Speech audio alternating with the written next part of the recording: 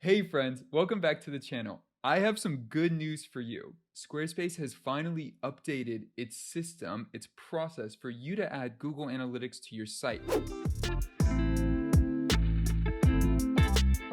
So, if you watch my previous video on how to set up Google Analytics, this is going to be easier for you. And if you don't have a business plan or you don't want to upgrade to a business plan, now you don't have to. Because of this update, you don't have to upgrade your account. Let's hop into it. I'll show you what I mean so you could get Google Analytics set up with your site. Cool. So I'm here on my demo website. First thing you're going to want to do here is go to settings and then go to advanced. And then you're just going to click on external API. Now you can see here, Google Analytics, they have this spot for two different codes. Before it was not like this. So before it used to only be the UA code, but now Google Analytics has moved to this new type of code that starts with a G. So all you have to do is add that code here. If you already have it created, you could finish this video, just add it there, hit save, you're good to go. But if you have not created that code yet, I'm going to show you how to do it in this video now. And then at the end of the video, I'm going to go over a few use cases that you might have. So say you have a UA account and a G account, both of them, the new one and the old one, and you want them both to be accessed on the site. Maybe you want one here and you want one in your code injection. I'm going to go through a few examples of that so you can figure out what the best system is for you. So now we need to go get this code. Now the way we do this is we go to Google Analytics and just go to Google and type in Google Analytics. Ta-da! Whatever that first link is probably Google Analytics. So click on that. It'll take you to a page that looks something like this.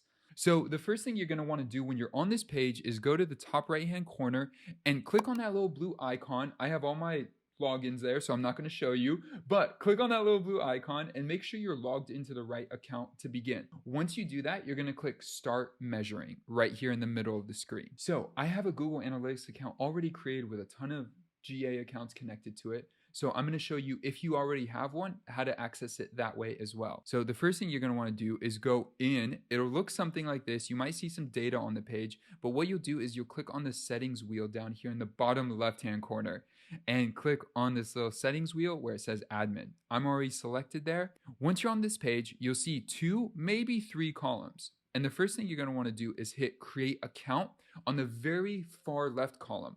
Don't create a property, create an account. All right, so once I hit create account, it's a really simple process. First thing we're gonna do is add a name here. So this is gonna be sample website, perfect. Accounts can contain more than one tracking ID, that's fine. You could check these, uncheck these. I usually just uncheck them. I don't need it all. And then hit next, okay? So once you do that, it's gonna say, what's your property name? So this is gonna be our sample website. Whatever your brand is, whatever your company name is, just place it there, nothing fancy. Show advanced options, create a universal analytics property. You could check this off, but we're gonna do this in the next step, so it's okay. I'm just gonna leave it unchecked and go to the next step. So I'll hit next. They wanna know more about your business, you could let them know, but then I'll hit create. As soon as I hit create, you sign your life away, I accept, good to go, permission denied. Wonderful. I'm going to refresh and see if it actually worked, because sometimes it works, but it gives you a weird message like that. And this time it worked. I don't know why. Last time it didn't. This time it did. Now, this is the important page. This is where we are going to create the first data stream. And this is where you're going to get that code from. So choose your platform. For us, it's going to be a website. And then from there, it's going to ask for your URL. So you're going to put your URL here. I don't technically have a URL, so I'm just going to put that for now.